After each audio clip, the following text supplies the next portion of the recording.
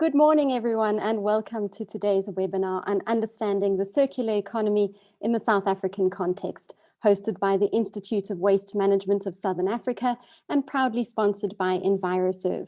For more than 40 years, EnviroServe Waste Management has offered cost-effective solutions to complex hazardous and non-hazardous waste and chemical pollution problems, providing its clients with peace of mind around compliance, safe handling, transportation, and treatment. I'm Shannon Derejo from Creamer Media's Contract Publishing, and I'll be assisting the panelists this morning. Today's webinar welcomes three esteemed panelists: Professor Linda Godfrey, Principal Scientist for Waste and Circular Economy at the CSIR, Sally Ann Kastner, Director of Circular Vision, and Bjorn Akkelwitz, Department Manager for Waste and Resource Management at Ramboll. Moderating today's webinar is Brendan Javaskowitz, President of the Institute of Waste Management of Southern Africa. Before we begin, I'd like to share some housekeeping information with you. We have enabled the Q&A function, so please post your questions into the Q&A box. You'll find this on the panel at the bottom of your screen. The panelists will answer as many of your questions at the end of the discussion. We are recording this webinar and will be sending the recording to you when it's available, so don't worry if you miss anything. We're also streaming the webinar live to the Engineering News YouTube channel. A link to this live stream will be posted in the chat box. Please be sure not to post your questions in the chat box as we might miss them. You can use the Q&A instead. So let's get started. I'd like to hand over to Brendan from the Institute of Waste Management of Southern Africa to open the discussion. Over to you, Brendan. Right, thank you, Shannon. And thank you, everybody, for joining us this morning. It's really a privilege to be a part of this discussion on a topic which is generating a huge level of interest in the waste management industry right now. In the foreword to the new National Waste Management Strategy of 2020, the Minister of Forestry, Fisheries and the Environment, Ms. Barbara Creecy, acknowledges that there is growing knowledge and awareness of the environmental consequences of human activity in relation to climate and environmental pollution. She also states that the National Waste Management Strategy provides government policy and strategic interventions for the waste sector and asserts that how a country manages its waste is a fundamental indicator of the extent to which that society is functional and being managed in a sustainable manner. The Minister further asserts that the 2020 strategy has the concept of circular economy at its center, which is an approach to minimizing the environmental impact of economic activity by reusing and recycling processed materials to minimize A, the need to extract raw materials from the environment, and B, the need to dispose of waste. As we all know, South Africa is in the midst of a waste crisis and has been for some time. Our landfills are filling up rapidly, many of them poorly managed and over capacity, and with such a small quantum of the vast volumes of waste generated being diverted from disposal to ground, there's no doubt in my mind that we have to make a serious and rapid change to how we do things, whilst also being able to manage the transition appropriately, however long that might take. Just before our panel members briefly introduce themselves, we would like to run a poll, the results of which will be included in the discussion a bit later on. Thanks, Shannon.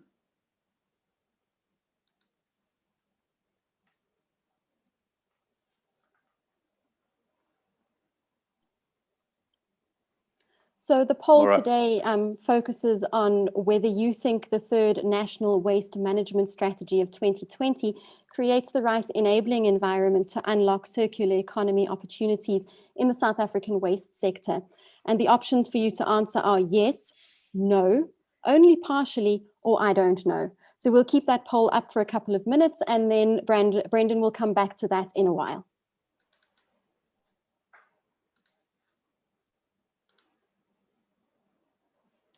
All right, thank you. Let's move on now to some brief panel member introductions. If I could ask each of you to briefly introduce yourselves. Let's perhaps start with Bjorn. Hello everybody, my name is Bjorn Appelqvist and I work as a department manager for waste and resource management at a consultant company called Ramboll, based out of Denmark, but working globally.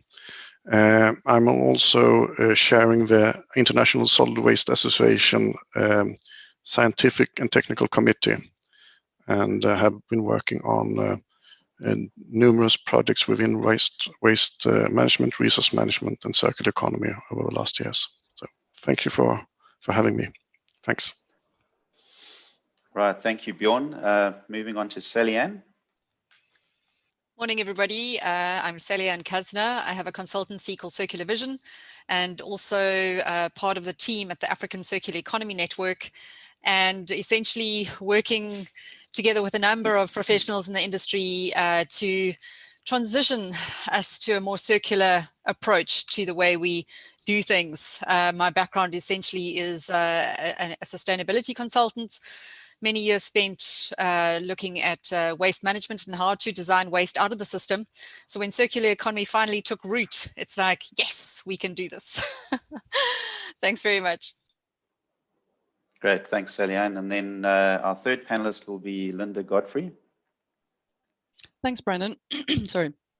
Yeah, I'm a principal scientist at the Council for Scientific and Industrial Research based in South Africa, and particularly heading up South African government's 10-year Waste Research Development and Innovation Roadmap Implementation Unit, a very long name, but basically an initiative aimed at providing strategic direction and investment in waste R&D and innovation in the country.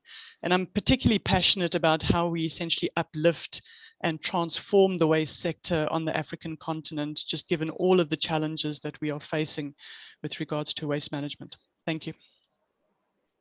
That's great. Thank you very much, Linda. Right, so now we've set the scene. I think the format for our discussion today will be a series of questions. We'll be rotating between our three panel members, and then we will obviously have set aside a bit of time at the end for some questions and answers. So during the course of proceedings, if you'd like to pose questions to the panelists, please go ahead and do so. Right, we'll start with Bjorn.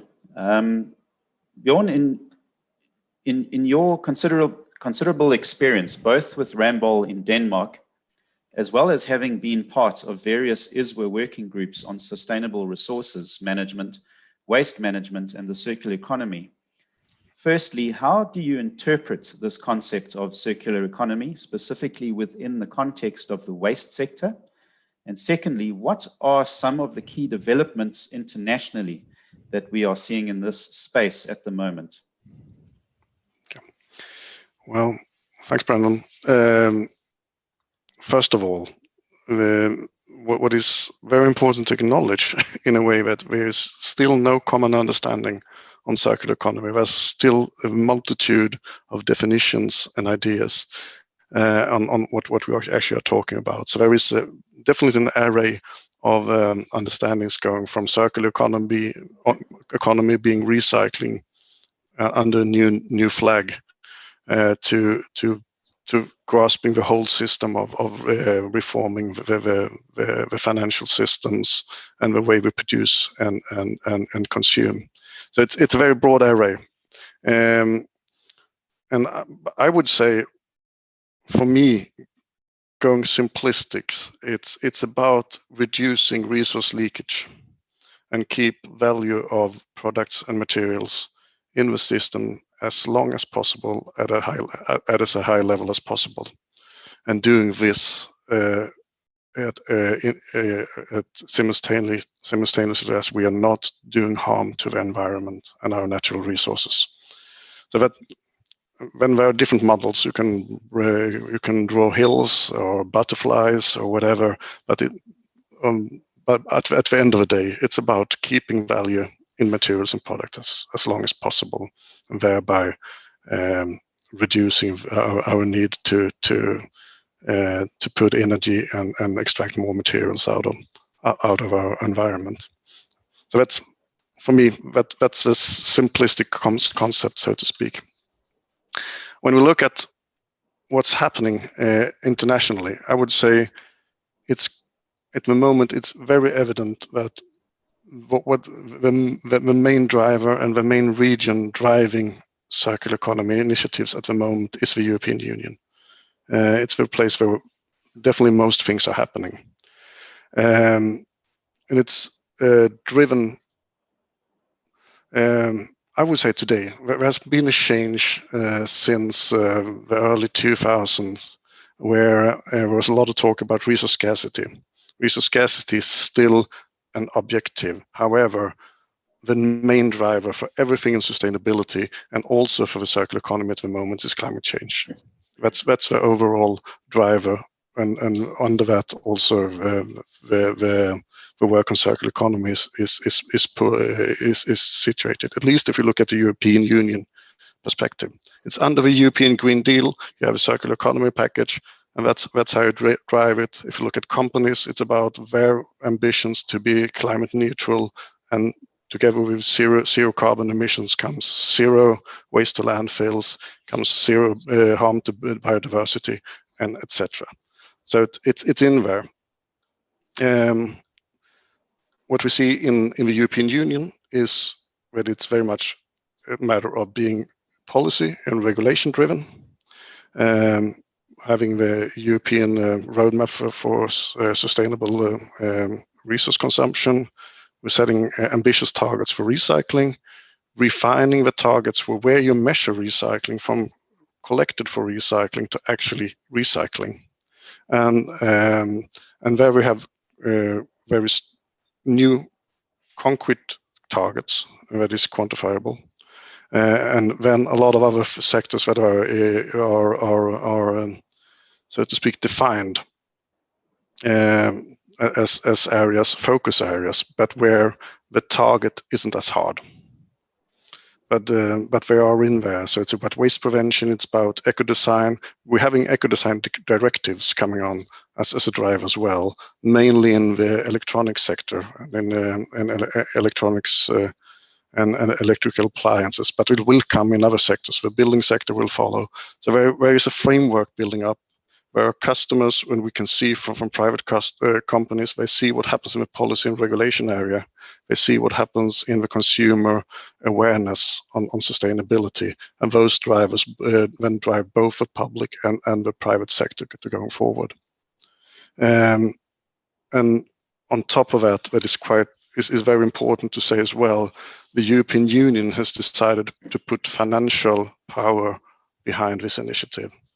The European Green Deal aims to raise 1 trillion euros for initiatives under the Green Deal in climate change, in sustainable consumption and production, and in circular economy, where out of half 500 billions are supposed to come from the European budget, and the rest is supposed to be off spins and things that are getting into rolling.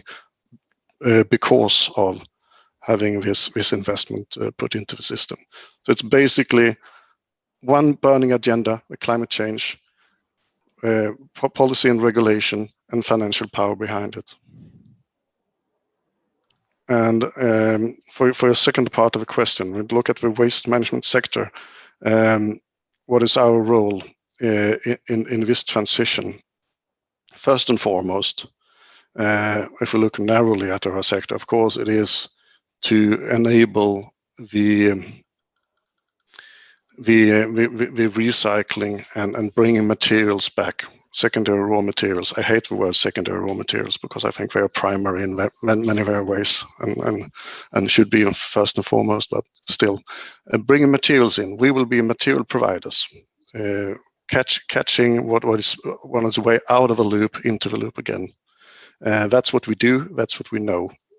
We will, and then of course we look at ourselves broadly as a sector, also including all the knowledge institutions as well as the public institutions. Of course, we also have a role driving the upper steps of a waste hierarchy, working in prevention and product design and whatever we can do. But however, of course, we come from waste management. We are the guys picking up the trash. We just have to do it in a smarter way and make sure that there's a lot of material value as possible. Sure. Thank you, Bjorn, Thanks. for bringing the international perspective into the discussion. Sally Ann, given the insights from Bjorn on the international context, besides your work in Circular Vision, you are part of the leadership of the African Circular Economy Network, which aims to unlock inclusive socio-economic opportunities in Africa through the transition to a more circular economy. Does this concept of circular economy, specifically as it relates to the waste sector, have relevance for developing countries like South Africa? And what are our opportunities? Thanks, Brendan. And yeah, I think Bjorn outlined it quite nicely for us in terms of what's happening in Europe. And I think in terms of our sector, absolutely. The concept of circularity is actually not new. And environmentalists have, at least since the 60s, spoken and written about it. But it's largely fallen on deaf ears because it wasn't considered good for the environment. Oh, sorry, the economy. Very good for the environment, not great for the economy, right? And development. But for me, circularity really presents us with a unique opportunity to reposition sustainability. And sustainability consultants have for years said that we need to preserve and protect our environment, and some using economic arguments to do so. But for the first time, circular economy and the arguments and debates and the way it positions itself presents an economic argument, which many businesses can really understand. It's about resilience. And I think if COVID has taught us anything, is that we need to be more resilient in multiple of ways. But and so developing countries should definitely pay attention and see how we can leapfrog certain of these ways of building our economies. So we're not too deep in our linear lock-in that many of the industrialized countries are already. Generally, Europe and other developed nations have realized that they need to, in order to satisfy many of their needs, they need to source materials, including food from far and wide. And many countries are turning to Africa now to source these commodities, including rare earth materials. And Africa is very happy to do so and to supply these, but our economy cannot really be based on this purely extractive base, which in the longer term is largely destructive and not sustainable and certainly not circular. So developing countries like ours need to understand that we already have materials circulating and how can we manage and use these better. And I think it was great that Bjorn actually spoke about waste management companies needing to transition to become materials management companies essentially. So just to say that recycling is not the circular economy, it's one aspect of it. And in order to become more resilient and regenerative by design, we actually need to transition the current way we manage our materials, including materials considered waste. So in parallel way, we should be addressing design aspects for better products and or packaging, and at the same time, working through the enormous mountain of waste we generate on a daily basis and assess where and how we can reuse, repurpose these materials. So I want to give you a quick example. So some packaging-free grocery shops have started up, right? Perhaps considered a bit niche, but in 2020, I actually saw the launch of the Skafton bus, which started up in Joburg. And I provided the link to Shannon, and she can share it afterwards. But it has a schedule where they have various stops. So it's a bus that's been converted to supply the community with basic commodities, like samp, maize meal, chickpeas, lentils, beans, sugar, etc. And you bring your own containers. It's a weigh and pay system. And with these types of models, there are many business opportunities that can come from this. Think about the value chain and the steps that you need to put in place to service this type of model. In Kenya, for example, they also have milk and oil ATMs working on a similar principle where you bring your own container and you fill and pay. This is not going to work for everything, right? But these are small ways that we can actually build our economy by diversifying the way we provide commodities onto the market and reduce the type of packaging that we put onto the market as well. But for me, it's the opportunity in Africa because in many cases, and we've, in terms of the African Circular Economy Network, we've done quite a lot of research now and worked with a company in Europe called Trinomics and looked at baseline studies for about 6 African countries. And there are many case studies already showing circularity. So in Africa, we've actually got a lot of stories to tell in terms of circularity, and perhaps saying, you know, how do we spread our message to the rest of the world and show that in certain instances, we're actually quite circular, but in others, we don't want to get stuck into a linear lock-in, which the conventional, traditional industrial development trajectory will send us into. Thanks. Maybe I can just, sorry, Brendan, if I can actually go and touch on to some of the opportunities. Sure. I'm going to just carry on going because so essentially some of the previous examples are only a couple, and like I said, they sound quite niche.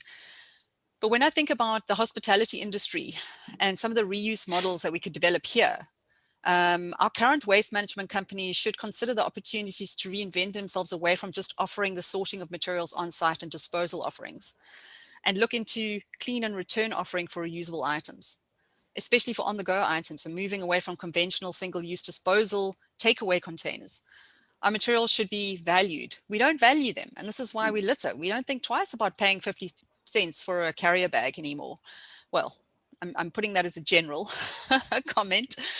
And so, I mean, for me, there are two words which I like to see as opportunities too, and these are really connect and respect. We're so disconnected from where our products, clothing, packaging, electronics come from, that we just don't have any respect for them or the people in the value chain that actually make them. So I'd like to see that change. And how can we actually reinvent ourselves in the waste management industry to look at materials and maybe the different services that we can offer our clients.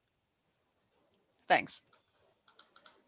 All right, super. So we've seen so far that the circular economy as a concept is gaining a lot of attention and it's gaining some momentum. Linda, I'd like to ask you, how is this concept of circular economy actually translating through into the South African policy space? And then also very briefly to get the discussion going, how does the recently published National Waste Management Strategy of 2020 support the circular economy in the waste sector in South Africa? Great, thanks, Brennan, and thanks to Bjorn and Sally Ann. I think they've set a great introduction in terms of, you know, the international landscape as well as the opportunity for developing countries. I think absolutely we are seeing this concept of a circular economy transition into our policy landscape in South Africa.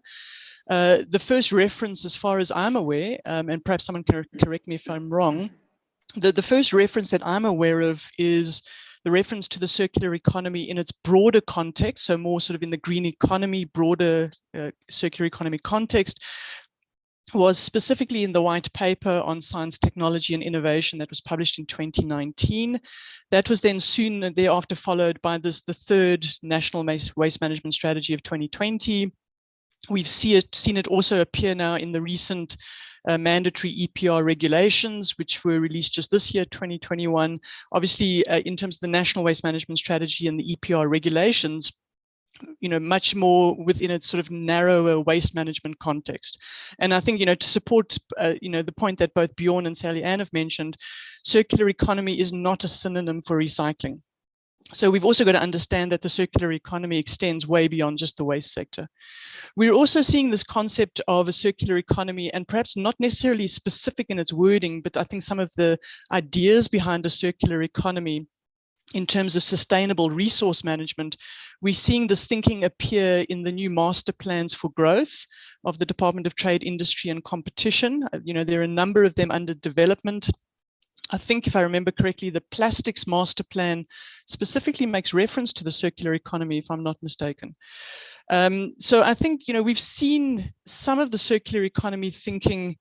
In fact, I would argue, you know, and to support Sally Ann's comment, you know, we've been doing circular economy in South Africa for decades. We've just never called it that. You know, some of the circular economy thinking actually extends all the way back to the first National Waste Management Strategy of 1999. You know, the basic concepts with regards to waste prevention, the waste hierarchy, you know, certainly within this narrow waste context. So yes, it has appeared within the South African policy landscape. And I suppose the next question is, well, you know, what do we do about it now? You know, it's great to have it in our policy, but, you know, it's now important that we actually start to translate this into action. So I think in terms of the second part of your question, you know, as you said in your introduction, the the third National Waste Management Strategy of 2020 is definitely saying a lot of the right things with regards to South Africa's transition to a more circular economy. You mentioned the point about, I think it's in the minister's forward to the document, that the National Waste Management Strategy has the concept of a circular economy at its center. The National Waste Management Strategy also talks about a just transition to a low carbon and circular economy. I think, reiterating Bjorn's point that a lot of the circular economy agenda at the moment now is driven by the opportunity it provides to address climate change and climate impacts. So it's core to us, our National Waste Management Strategy. And I think specifically this idea of the circular economy is embedded within Pillar 1 of the National Waste Management Strategy, which essentially focuses on waste minimization. So again, waste prevention, the diversion of waste from landfill in terms of reuse, recycling, and recovery. So again, this idea of the waste hierarchy. And it even goes so far as to set, a certain medium-term and long-term targets. So a long-term target of essentially zero waste to landfill. It also, I think for the first time, if I'm not mistaken, we see the National Waste Management Strategy now also start to address this issue of better product design to minimize waste generation. So essentially designed for the circular economy or designed for recycling. And then, very importantly is that we can't drive Pillar 1 of the National Waste Management Strategy without Pillars 2 and 3, where Pillar 2 is around waste services. So again, waste collection, for example, you can't drive a circular economy if you're not collecting the waste, if you don't have basic service delivery. And then really, really importantly, in terms of, supporting this concept of a circular economy in the strategy is Pillar 3, which is around compliance and enforcement. So you can have the greatest regulation and legislation in the world, but if you're not enforcing it, we're not going to achieve those goals. And then a fundamental issue around Pillar 3 is this issue around awareness. And I think there is so much more that needs to be done in South Africa to change consumer behavior, to raise awareness in terms of, again, reiterating the point that Sally Ann made, is that we cannot afford to be locked in to a linear economy as we drive an economic or a development agenda for South Africa. And so we have to bring consumers and we have to bring society along on this journey with us. So I think I'm going to stop at that point, otherwise I can go on forever. Thanks, Brandon. Thank you, Linda. Going back to Bjorn, I'd like to ask you, what waste-specific policy and legislation is the European Union currently driving to unlock the opportunities of a circular economy?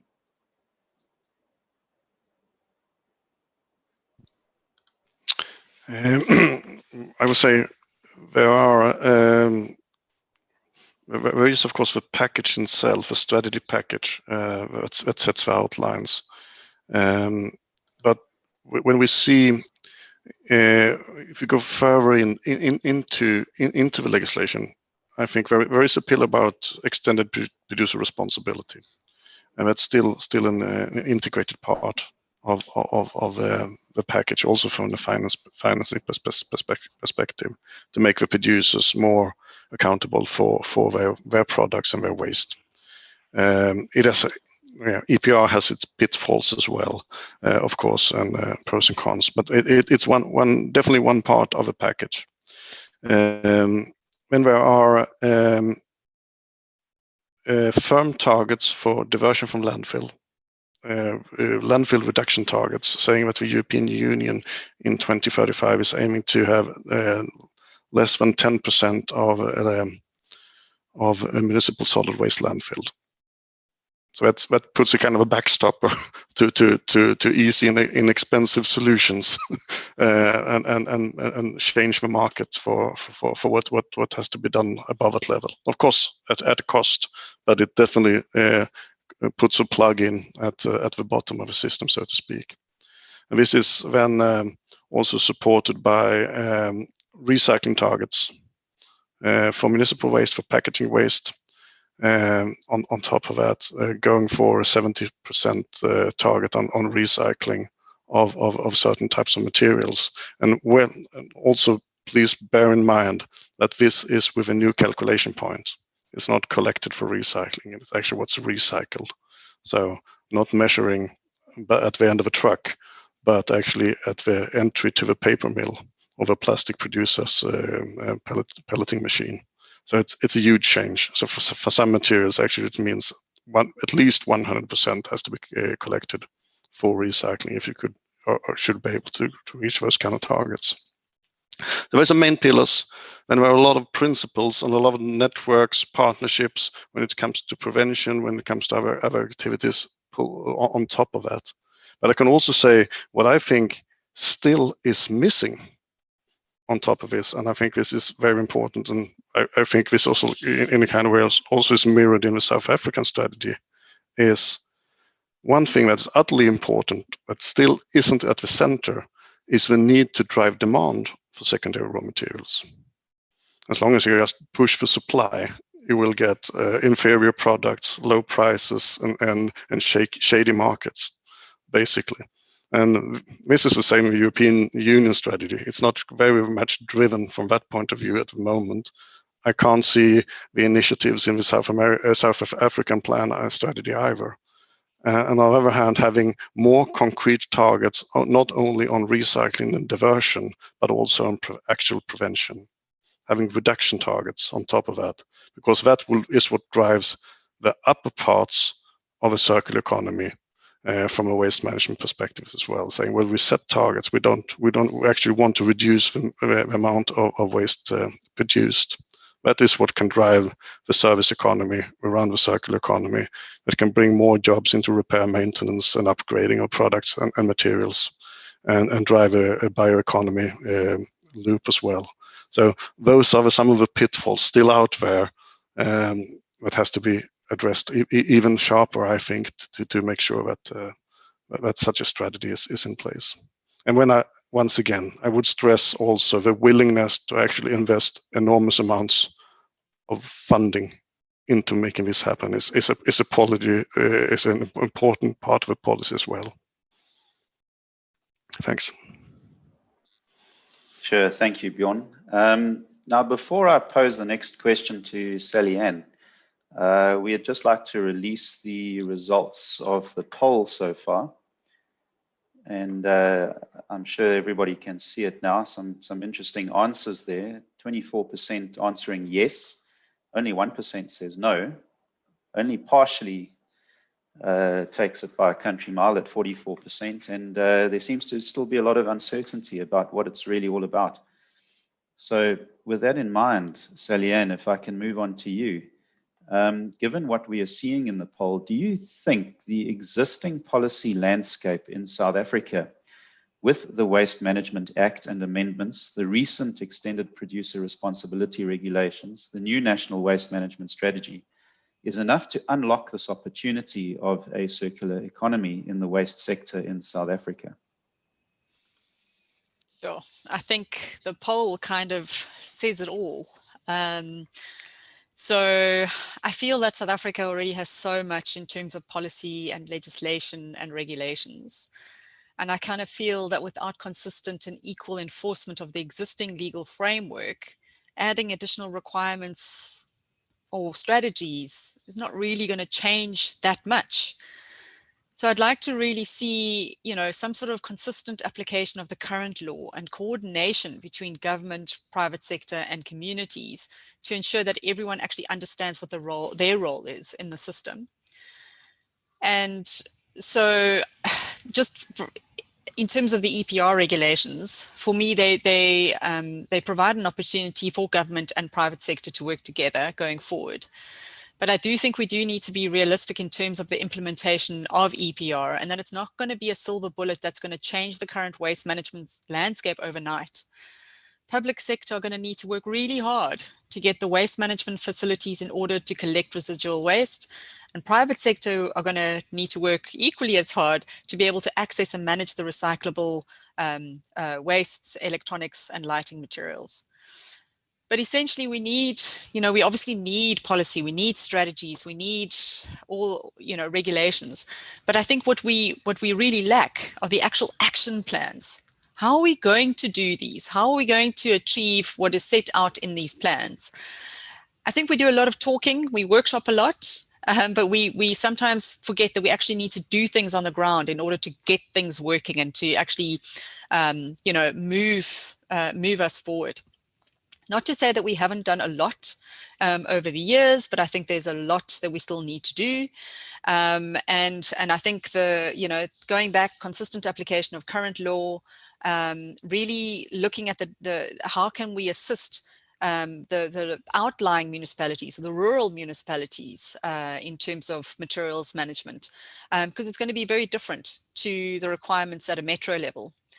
And knowing that we, need to be flexible in our approach as well, and seeing if that the strategies enable us to have that flexibility. I think in certain instances in the strategy itself, they might also create some gray areas in terms of who is actually responsible for doing what. And I think that keeps coming up over and over again, especially in terms of our constitution, which basically puts the responsibility of refuse removal down at the local municipal level. But with the subsequent legislation and regulations that are coming to fore, we're seeing that this is being broken up and divided up, if you like. And the EPR regulations are saying that the private sector needs to take, or producers need to take responsibility for the products and the packaging that they put onto the market. But from a legal framework perspective, we need to be able to, private sector needs to be able to access those materials and do so in a legal way. So there's going to be some push and pull factors here. And I think it's really, we have such a great opportunity to work together. And I see some of the questions that have come through are about how do we incorporate the informal sector here. It's hugely important for where we are in South Africa. And the way we do that is we're going to have to work together on this. This is not going to be a top-down approach to say, this is how we're going to do it. I think we need to really sit around a table and figure this out and present an action plan. And that the involvement may need to be slightly different depending on where you are in South Africa as well. So I think I've always been a great proponent of let's just do it. And unfortunately, we do need some legal frameworks and strategies in place, which is great. But I think that we've got that framework. Can we now get down to what we really, really need to do and consistently apply the legislation that we do have in place? Thanks. Thank you, Sally-Ann. A question for Linda. Where do you see the new opportunities being, whether it be in policy, technology, or other, to drive a greater circular economy agenda in the South African waste sector? Thanks, Brandon. Firstly, apologies for my kitty cat that made an appearance in my screen just now. He'd been sitting really quietly, but I suppose it's one of the joys of working from home, so I can't guarantee he won't appear again. So just to get back to your question in terms of where the particular opportunities are, I think there are numerous, so I can't touch on all of them now, but the ones that immediately come to mind for me, I think first of all, there are opportunity material or waste streams. And there I think a particularly opportune one is the whole issue around electronic waste or waste electrical and electronic equipment. If I remember correctly, the State of Waste report gives that we're only recycling around 10%. The rest either is stockpiled somewhere or it's finding its way to disposal to land. So I think there is, there's much greater opportunity for increased refurbishment and repair for appliances at end of life. There's already some activity happening in that space, and again to comment on the point that Sally-Ann made, I think a lot of the repair and refurbishment we are seeing is happening informally. So it's happening by informal within the informal sector. Certainly, the study that we commissioned, which Mintech undertook for us on mapping the e-waste dismantling, the dismantling pre-processing and processing landscape for South Africa, showed that repair and refurbishment actually makes up quite an important part of our e-waste recycling economy and certainly the financial viability of a number of businesses. So I think that there is opportunity in that space. I'm particularly interested to kind of keep an eye on the new, I think it's a new policy development that we're seeing in the EU, which is this concept of a consumer right to repair. And perhaps Bjorn can touch on that one in a bit more detail. But basically, giving the consumers this right that if my cell phone or laptop or washing machine or whatever it is comes to an untimely end, that I can get access to spare parts. I can get, access to some kind of document which shows me how to actually replace the screen for my cell phone or something like that. So I think that's a really interesting policy development that we're seeing. I think also is that, I'd love for us to be having a discussion around the potential for economic instruments to actually unlock this opportunity of a circular economy, particularly on the incentive side, and not so much on the disincentive. So, what would the potential be of implementing tax incentives, for example, for a circular economy, or, in this case, specifically for a recycling industry? I think Kenya implemented a tax incentive for recycling plants that were established, but recently I've heard that they've stopped that tax incentive. And again, I'd like to understand why. Did they achieve their objectives, or what was the reason for actually phasing that tax incentive out? So, how do we actually incentivize the growth of this sector? Specifically through economic instruments. Certainly also in terms of incentivizing the growth of the sector, and something that Bjorn touched on is the whole issue of green procurement. And I think government here has an incredibly important role to play in terms of unlocking the demand for these secondary materials, or again, within the circular economy space. So green procurement is something that I think we need to give a lot more attention to as well. I think in terms of other opportunity areas, just to highlight the point Sally Ann made around alternative delivery methods. So can we get products to consumers in less resource intensive ways? So I think, there's incredible opportunity again there for entrepreneurship, for small business development, this whole issue around product as service.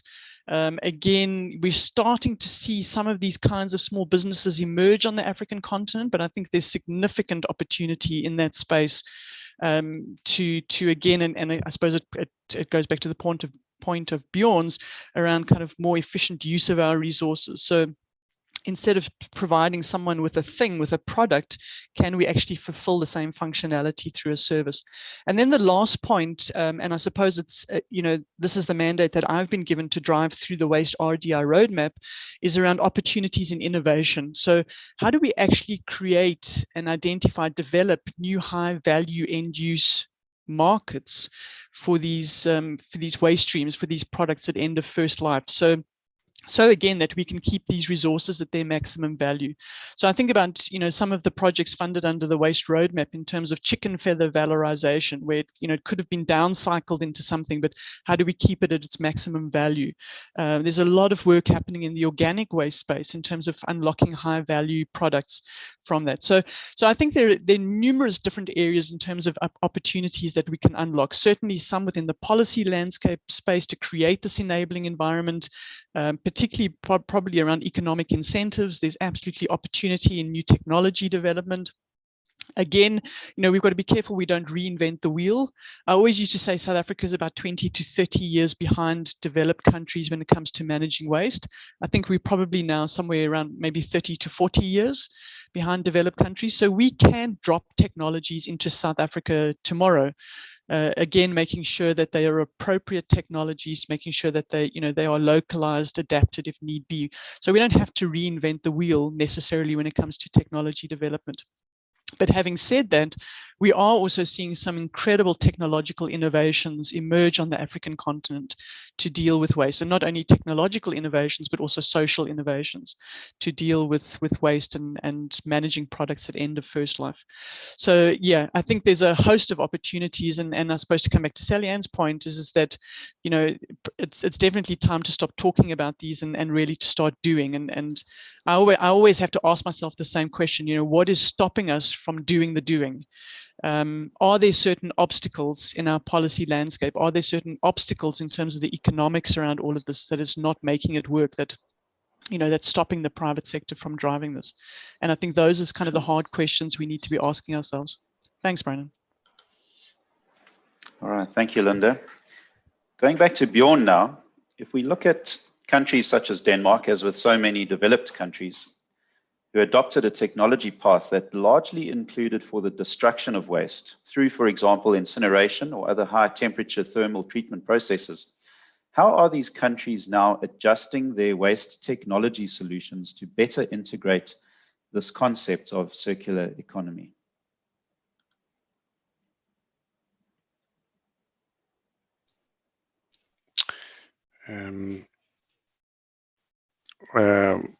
I would like to start with a reflection on some statistics as well here.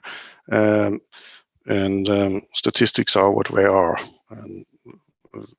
but we have our best what we have at hand at the moment. We look at the Eurostat statistics on waste management treatment, looking across the European Union countries. We actually see that many of the countries that have adapted waste incineration technologies and having waste incineration are also, at least if you look at the municipal solid waste management treatment, the ones in top of a recycling fraction of treatment. There are some deviations, of course. We have countries like Italy and Slovenia that has a low level of waste incineration, but still a high level of recycling. But those countries also reach approximately, we say, 50% that Denmark, Sweden, and Netherlands and Germany does. So from that kind of perspective, we can see that not having waste incineration in a European perspective until now hasn't really affected their ability to also run recycling of material recycling. It's basically been that there's been much more of a push for more landfill and very little recycling in those countries. So in a kind of way, there hasn't been a large conflict from my point of view until now on this scheme. I think it's quite important to remember when looking at this kind of systems. Of course, I would say we also can see. I would say it's about thinking about integrated waste management systems. It's about a system approach to your to how you handle waste that is important. You need different kind of solutions. You need a appropriate mixture of solutions, but you also need the system thinking itself. And I think that's about maturity of a system, and maybe in some ways here, the countries adapting their waste energy technologies quite early were the ones with having a more systemic approach to waste management at that point of time. Would recycling have been even higher if those countries had gone non-waste energy at that time? Very hard to say. But from my point of view, it's very important to not make this a conflict between different kind of methods, but about having the right systemic thinking, the right kind of management around the systems, and making sure that you have everything in place, so to speak. And then, of course, you have to adapt. You have, well, basically make sure that your systems at least are market observant in the kind of way, say, well, we don't want overcapacity in one way or another, and we'll have to make the systems work for that point of view. But also, waste energy plant has a living time of 30 years, and well, unfortunately, things don't go really fast, even in the circular economy area as well. So it's not a catastrophe, and it's not going to be there for a millennia. So it's still a quite flexible system. I think it's I really would say it's the importance to have multiple ways of handling your materials, multiple offsets, and having, and also for I say for a country like South Africa, if we're going to divert waste from landfills over a long time, you need, well, everybody needs a residual waste treatment method whatsoever, and having it, from my point of view, it's also it's crucial if you want to build a material management infrastructure. You must be sure that you have a backstopper to say we can take care of the materials that you have to phase out of a loop. That comes from if you have to close down, or if you have stops, you have to be able to handle your waste. So you need resilience in the system, and the resilience comes from having integrated solutions with different parts of the system in place. And then it's down to good management and good policy making. So it's not about plants, it's about how you handle them. Thanks. Sure, some valuable words there from Bjorn, talking about the reality of having a robust integrated system with a lot of flexibility built into it. Now, moving on and talking a little bit about our current realities in South Africa, I'd like to pose this one to Sally Ann. If you look at one of the expected outcomes of the 2020 National Waste Management Strategy, is that where waste cannot be prevented, we must ensure that 45% of waste is diverted from landfill within 5 years, 55% within 10 years, and at least 70% within 15 years, leading to zero waste going to landfill.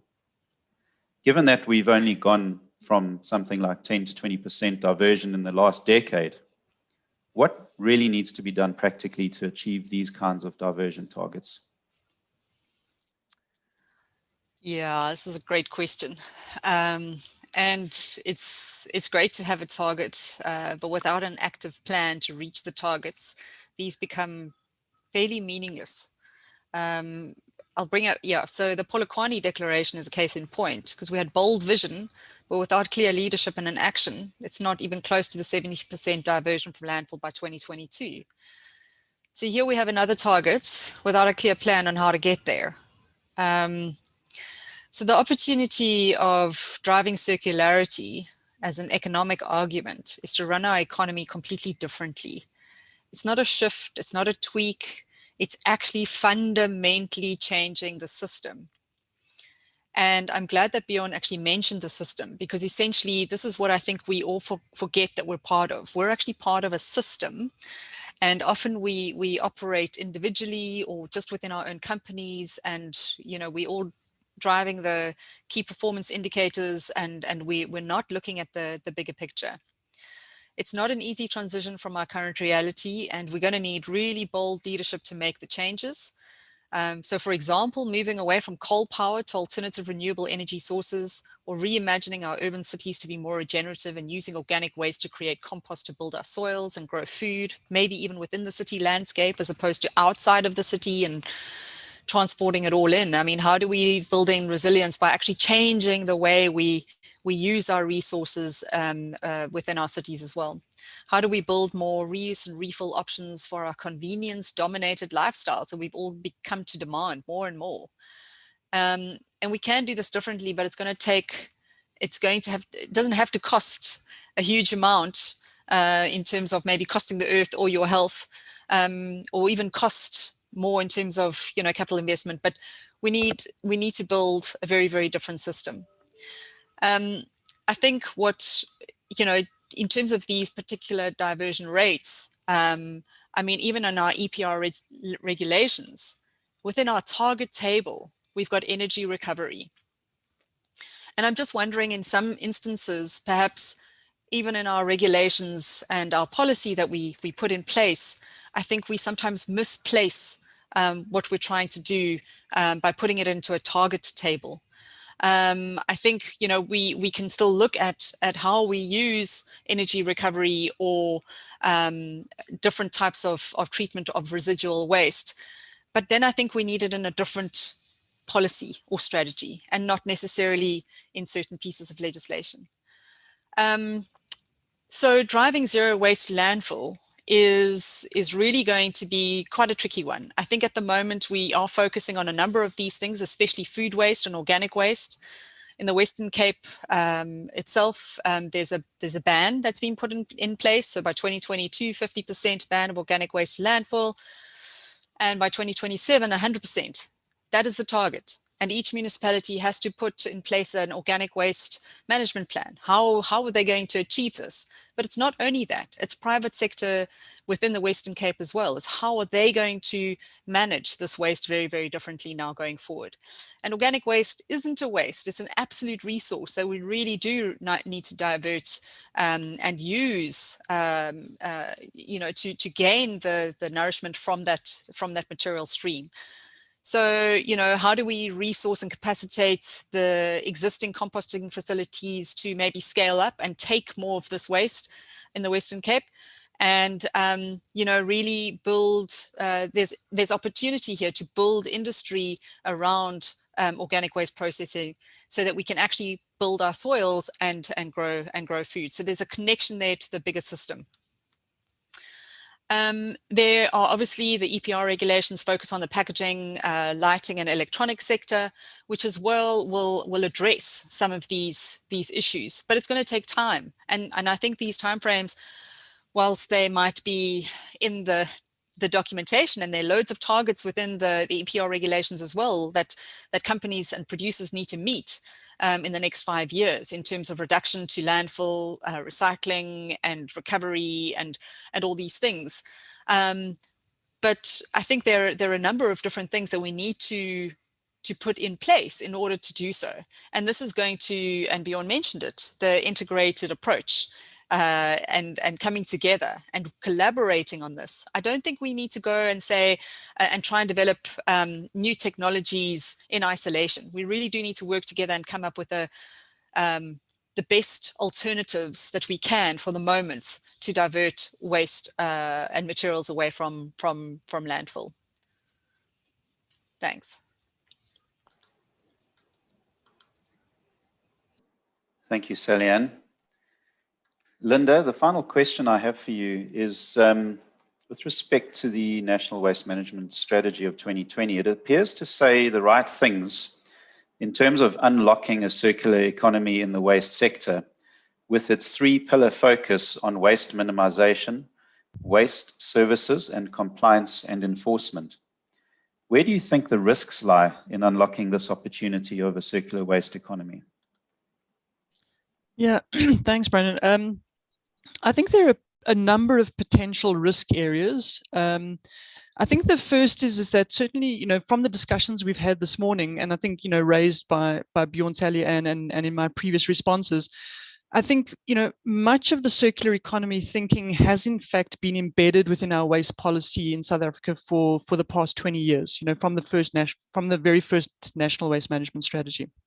But we've made slow progress in terms of diverting waste away from landfill, and I use that term loosely in South Africa, you know, back into the economy. So why is this, you know, and what has stopped us from achieving those policy objectives? So I think in terms of the risks, the first one in my mind is really this, you know, do we have the right enabling environment? We have plenty of regulation and legislation in South Africa, but do we have the right policies? Do we have the right economic instruments in place? You know, government does not have the resources, whether they be financial or otherwise, to unlock a circular economy. It needs the private sector to unlock these opportunities. So is it creating the right enabling environment for the private sector to thrive in this space, in whatever aspect of the circular economy that is, not only just in the waste sector? I think the other thing as well is government sending the right policy signals? Because if the private sector is going to make investments, especially in terms of large-scale infrastructure or technologies, it needs to know what government's thinking is in terms of what policy is going to be coming over the hill to make sure that there's some level of security and to reduce the levels of risk in those kind of large-scale investments. So the first one is definitely, for me, the right enabling environment. I think the second one is that, you know, design for circularity in terms of product design is a key, you know, it's kind of a key pillar to the circular economy. Now, unfortunately, as a developing country, so many of our products are actually imported into the country. So we don't necessarily get a say in terms of product design. Yes, we may benefit in terms of, you know, for example, if the EU implements very strict policy requirements in terms of product design, we may benefit from that indirectly. But you know, what can be done in South Africa to ensure we have better control over product design and particularly around imported products? But obviously that has trade implications. So I think the second point is just around this: how much control do we actually have over product design as an importer? I think the third one, and it's really a critical one for me, is this whole issue of, you know, do we have a downstream manufacturing sector that can actually absorb these materials at end of life?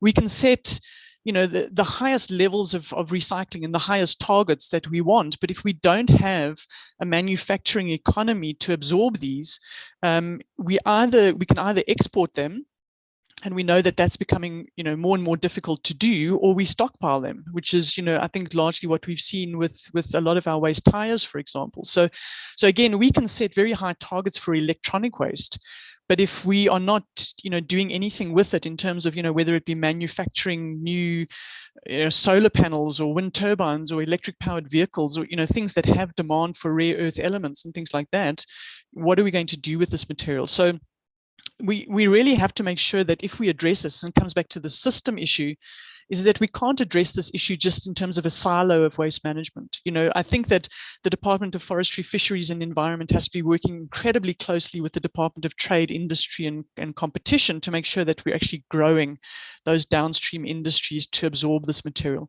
And then I think finally, the last point that I have in terms of risk is, within the National Waste Management Strategy, the third one now, it makes a very important point. I think it mentions something like, it says, the success of the National Waste Management Strategy depends on the extent to which it finds a foothold in local government and provincial government and the private sector. And that for me really speaks to this issue. It emphasizes this issue of implementation. So I think to unlock a circular economy, I believe we need a well-functioning public and private sector. And I think, in particular, a well-functioning local government. If we're going to divert waste away from landfill back into the South African economy, it's going to require getting the basics right. It's going to require this fundamental foundation in terms of waste management, in terms of city cleansing and basic waste collection, which, it speaks to the second pillar of the National Waste Management Strategy, and certainly the most recent general household survey published by Stats SA, shows us that we're struggling in that space in terms of local government waste management and waste collection. And unfortunately, where we are seeing the diversion of waste away from landfill into the economy, it's largely being done by informal reclaimers. And Sally Ann touched on how important it is to make sure we have that integration. And then, we're seeing a growth of private waste collectors as well moving into the space. So we have to look at the issues that are facing local government. And I do believe that we have to fix those issues, because I think ultimately local government sits at the coalface of the circular economy, and not only just in terms of the waste sector. It sits at the coalface in terms of driving greater resource efficiency, in terms of mobility, in terms of greater resource efficiency, in terms of human settlements and how we actually build our cities and towns and how we move goods and services around within those towns. So I think for me, a really, really critical risk in terms of achieving the ideals of a circular economy in South Africa is, do we have a working local government that can actually support us moving forward in this space? So I think off the top of my head, those are some of sort of the big risks that I see. I'm sure there are plenty of others. So I'd be curious to know as well what others that, people that are joining in on this webinar also think in terms of the big risks that they see in achieving these goals. Thanks, Brandon. Thanks for that, Linda. Before we just move on to addressing a few questions that have been posed by our viewers, our participants, just a comment from my side as well. You spoke about the risks, you spoke about the potential pitfalls and problems. There are a lot of comments and questions coming through that seem to really start interrogating, well, what really fits into the circular economy picture and what doesn't fit into it, and what should we or should we not be doing? A little bit of criticism, and I'll start with that question in a minute, directed at Bjorn with respect to things like incineration and what have you. But the reality is, I believe that at the end of the day, you're also going to find that whatever system you implement, it's never going to be perfect. There always has to be a fallback in place.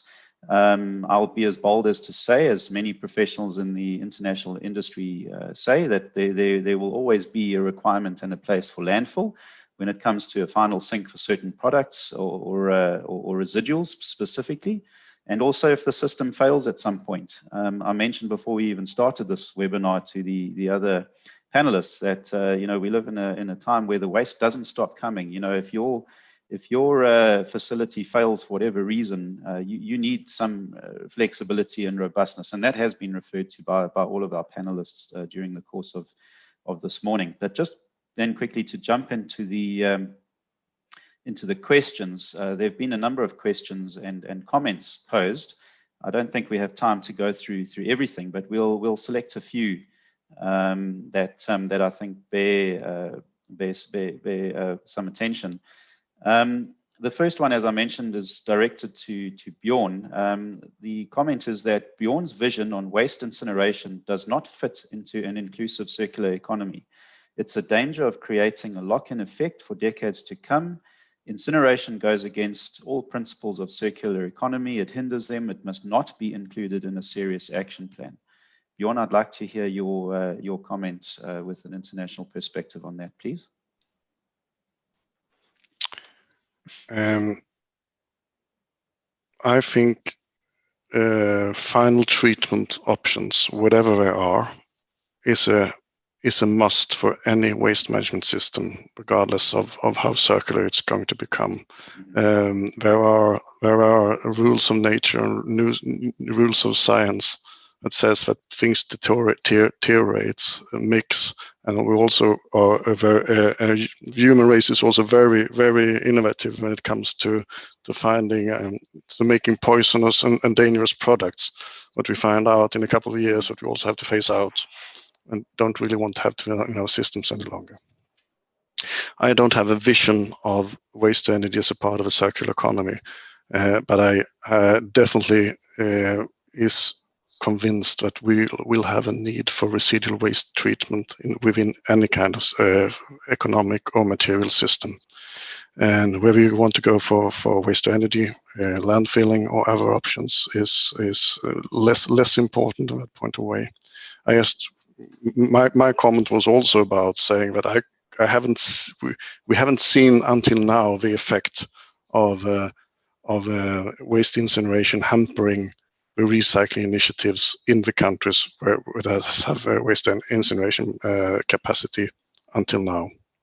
But of course, the more circular we become, hopefully, the less per capita and per annual production of waste for residual waste treatment we will have, and we have to take that into consideration. But we are talking about huge systems. We are talking about enormous amounts of waste around the world, and if we do things smart and cooperative, we won't lock ourselves in. For God's sake, over 60% of the world's waste today is dumped, not placed in sanitary landfills. So we can handle this smartly together for a long period before we have to talk about lock-ins. Sure, and then Bjorn, just staying with you there was quite an interesting question that was raised. Whilst high-level skills development, postgraduate qualifications for the circular economy is much needed in Africa and indeed in South Africa, the National Waste Management Strategy of 2020 gives little attention to mid-level and lower-level skills development within the informal economy. The question is to Bjorn, what would be lessons that we as in Africa and South Africa can learn from the European Union interventions in this regard?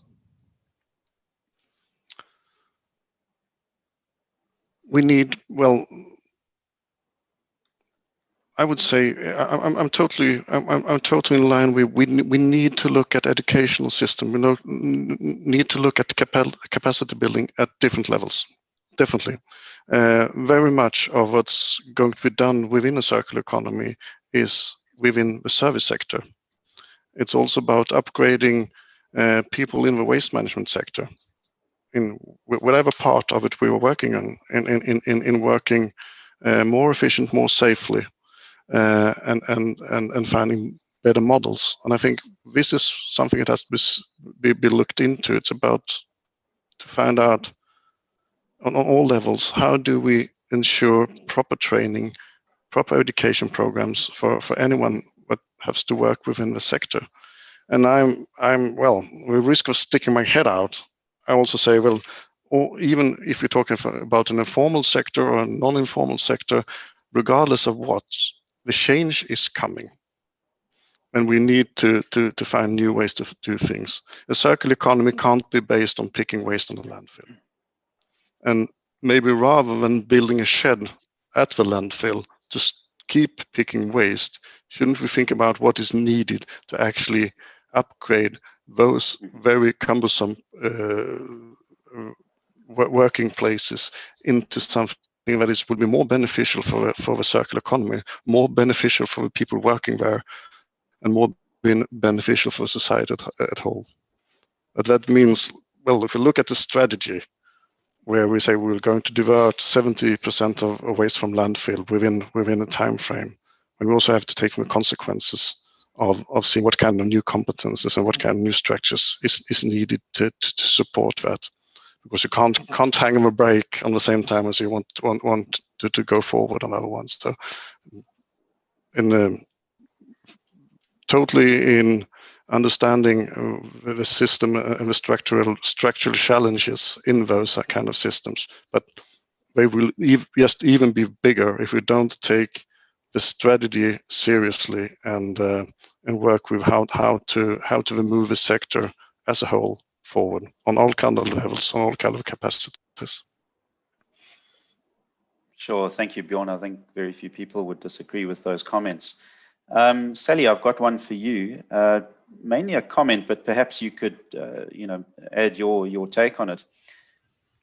Your phrase, reposition sustainability, is a great phrase. Sustainability has been one of the most greenwashed terms in the late 90s, early millennium. Everything was sustainable, even primary mining operations for coal, gas, etc., gave themselves that label. It seems that the term circular economy may be going the same way. Not a proposal specification that does not outline the circular economy context, and no environmental consultant who can score a tender unless that phrase is used. We really need to draw a line in the sand and get a generic understanding of what it is and what it is not. If you could comment on that, please. Thanks, Susan. It's absolutely true. I'm seeing it all the time. And in the last, literally the last 2 years, in every single document I'm reading, now circular economy is dropped in on the first page at least 10 times. So I think absolutely it's the new buzzword, it's the new term, it's what everybody's using, and it's what everybody thinks they need to use in order to be seen to be doing something. But if we're going to be really authentic about it, we need to not greenwash this term as well. I mean, basically it's about fundamentally changing what we're doing. So if we're going to use circular economy just in terms of recycling or just in terms of waste management, then I think we've missed the boat. I think we need to be fairly realistic and fairly hardcore when we evaluate the use of the term. And especially in government and policy and strategy and the way we are putting documents out there, it's not okay just to throw in circular economy. I think we need to be thinking about it, and we need to be reposition what it actually means to going in a very, very different direction. We can't tweak the system. The system's broken. So we need to fix the system. And maybe just going back to that question that was posed to Bjorn in terms of skills development and education. I think maybe this is one of the ways and the aspects we can do that is actually really understand that circular economy is about the system and building a more connected system. And so for me, it really does mean teaching people how to think at a systems level, teaching people how to ask questions and not just accept. And so from my perspective, we need to, get into education, obviously from very, very young, but also maybe offer skills development that is more relevant to developing our circular economy. And maybe that's repair, refurbishment, trade skills, apprenticeships, perhaps even bringing those back in terms of teaching people that you can fix stuff and it's okay. And how do we design products that are longer lasting, and how do we make them longer lasting? I mean, we're seeing it all the time in the textile space as well, that people are saying, we've got circular fashion, we're going, we're becoming circular, we've got circular textiles. I mean, really, what does that mean? So I think we all need to be very, very critical when we see these words in the document, and then not be scared to actually go back and say, this is actually not circular economy. This is not circularity. This is not what we're aiming for. We need to put the bar a little higher. So yeah, thanks. That's just I'm sure maybe Linda wants to come in here too. No, thanks. Yeah, sure. Brendan, if I may, I just want to make a short comment here as well. I think in a kind of way, I think it's also important to say that circular economy is whatever you would like to call it. You can call it philosophy, an aspiration, or a vision. It's not something we do. And that's also, I guess, a part of a confusion sometimes. There are so many things that contribute to a more circular society, but you don't do circular economy. it's the goal, so to speak. And we have to be aware of what is called to be something to provide and contribute to the circular economy is circular or have a positive value. But you can't buy a circular. You can't build a circular economy plant, right? It's it's the end goal. It's not the means. Yes, absolutely. I couldn't agree with you more. And then I've got a question. I think a few statements and ending in a question that I think I'd like to direct to Linda at this stage.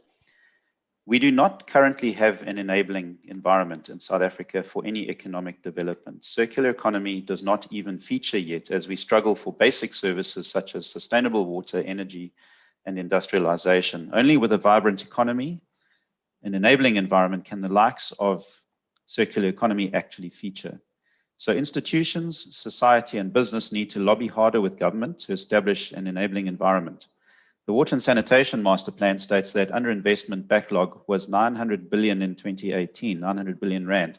What is it for waste management, for example? And is there a number out there or a master plan? How do we even get started? Sure, was that the question? Golly, yeah, putting me on the spot there. I mean, yeah, big questions. I mean, I think there were probably about 5 questions just inside that one question. Sure.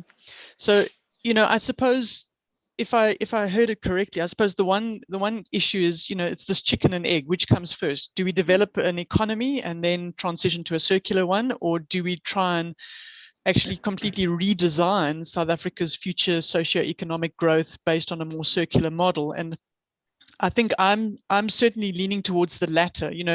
We have a national development plan 2030 for the country, which essentially maps out South Africa's growth trajectory in terms of where do we want to go as a country. And I always ask the question, has anyone ever stopped and said, what resources do we need to achieve the NDP 2030? Do we have those resources? Bjorn mentioned that in the EU, it started off very much from a resource scarcity perspective. There were these, I think back then it was 14 critical raw materials which the EU needed for socio-economic development, but they didn't have within the EU region. And as at last year, that now sits at 30.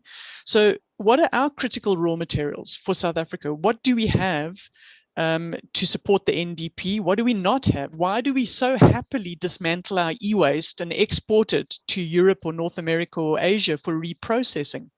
Is it because we don't have the local manufacturing economy? Or do we need to be more strategic in terms of saying, well, shouldn't we be keeping those resources within the South African economy to actually stimulate our own socio-economic development? Also, why do we happily produce food in South Africa and export it to others? Why are we using South Africa's water resources? Why are we using South Africa's energy resources to feed the rest of the world? To send oranges to people in, I don't know where, surely there should be a fundamental first supporting the needs of South Africa's people with South Africa's resources. Because at some point in time, we will run out of gold in the ground and we will run out of platinum in the ground. And we need to be preparing ourselves for that day when that happens. And I think probably at the moment now, resource scarcity, at least probably for metals, is not on the radar of most businesses. I think certainly it is for water. And in the question, water was mentioned. You know, I've heard this figure that water demand will exceed supply by 2030. So return flows, and again, that's part of the circular economy. Water return flows have to become a fundamental part of how we manage our water resources. It's already there. It's already a sort of meaningful component. But we have to be driving greater water efficiency, and we have to be looking at decoupling South Africa's economic growth from water consumption, and equally in the other areas as well. How do we decouple South Africa's growth from energy consumption or materials consumption? So I think that I agree with the comment raised that I don't personally believe we yet have the right enabling environment for the circular economy to thrive. And part of it might just be because simply we haven't yet translated this concept of a circular economy into what it practically means for South Africa. You know, we've partly done it in the waste space, and that's where the confusion that it's just a synonym for recycling and reuse. But practically, what are the opportunities in repair and refurbishment? Practically, what are the opportunities, I don't know, in agriculture, for example, or in mobility, for example, in logistics, for example. And I think until we start to actually identify the specific opportunities that business can then run with, I think we're still going to be talking about this concept in 10 years' time. I'm not sure if I actually answered or if I just rambled there, but anyway, I hope I did. That's great. Thank you, Linda. Unfortunately, we're not able to go for any more questions at this stage. We're going to need to start wrapping up. I'm not sure if Bjorn or Sally have any other comments to add to what Linda has just told us about. Maybe just to say, I love it when Linda rambles, because then there's all sorts of amazing stuff that comes out. So thanks, Linda, for your rambling. I think that, you know, I think we must, this conversation has been amazing. I think it's been great. I think it's really, really about time that that waste industry is, as such, takes this really on board. For me, waste is a gateway into the circular economy, and it's one of those things that we can use to get the discussion going. I think that we can build a circular economy. It's not building a circular economy plant as such, but we can build a circular economy. It's not just a vision. It's not just philosophy. We can become more circular. Thanks.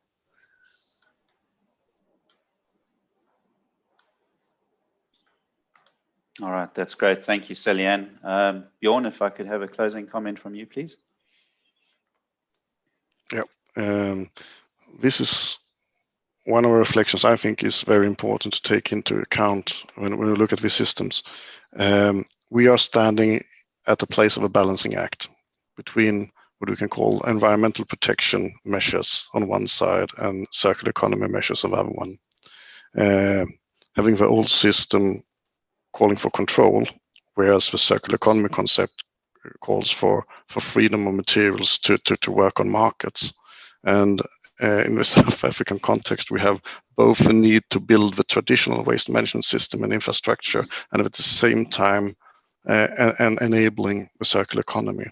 So it's about how to balancing the levels of control, the levels of freedom, the amount of public good to market-driven service provision. And I think that's the field, that's the systemic field where the debate has to stand to find out where to go and where to place oneself to be able to progress in a joint way. So it's, once again, it's not that much about technology, it's about systems, and it's about how do we work together. Thanks. Great, thank you, Bjorn. Thank you, Linda and Sally-Ann. It's been a very interesting discussion, and one of those which again raises many more questions, which I'm sure we're going to be applying our minds to over over a number of years as we go down this road. At this point, I'd like to hand back over to Creamer Media. Shannon's standing by. I would just like to take this opportunity to say a very big thank you to our panelists for joining us today. I think we've had quite a robust discussion.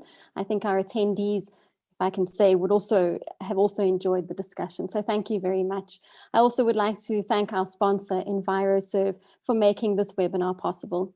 And thank you also to our attendees for taking the time to log in and learn about the circular economy in South Africa and internationally. If you'd like more information, please be sure to visit the Institute of Waste Management of Southern Africa's website at iwmsa.co.za, or even our sponsor, EnviroServe, at enviroserve.co.za. The recording of today's webinar will be sent to you in due course, and if you have any additional questions, please do be in touch. You can reach us at shannon@creamermedia.co.za. So thank you very much, and I appreciate everybody attending. Have a good day, stay safe, and good